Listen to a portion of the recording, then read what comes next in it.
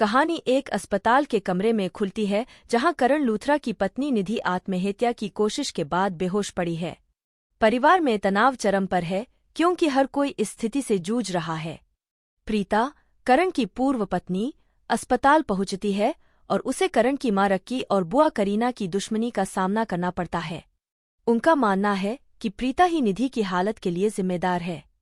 इसी दौरान निधि का बेटा शौर्य करण से भिड़ जाता है।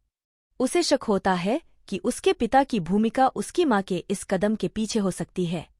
करण अपनी बेगुनाही पर कायम रहता है, जिससे शौर्य की भावनात्मक उथल-पुथल और बढ़ जाती है। दूसरी तरफ प्रीता का मौजूदा प्रेमी राजवीर करण के घर में एक फाइल की तलाश कर रहा है। उसे शक है कि उस फाइल में करण के अतीत के बारे में जानकारी है, जो शायद निधि की आत्महत्या के प्रयास से जुड़ी हो सकती है। कहानी हर शामिल व्यक्ति पर पड़ने वाले भावनात्मक असर को दर्शाती है। प्रीता शौर्य को स्थिति समझाने के लिए संघर्ष करती है, लेकिन वह इतना परेशान है कि सुनने को तैयार नहीं है। शौर्य का टूटना राजवीर की अपनी मां के प्रति सुरक्षा की भावना को दर्शाता है, जो मां और बच्चों के बीच के सार्वभौमिक बंधन को उजागर करता है। जटिलता की एक और परत जोड़ते हुए करण के पिता महेश लूथरा अप्रत्याशित रूप से घर लौट आते हैं।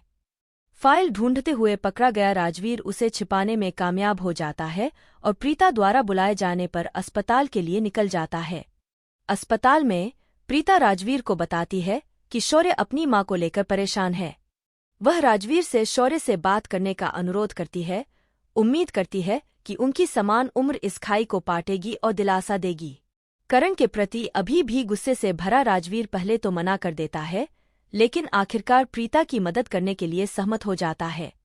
राजवीर को प्रीता के साथ देखकर करण उनकी बातचीत को गलत समझ लेता है।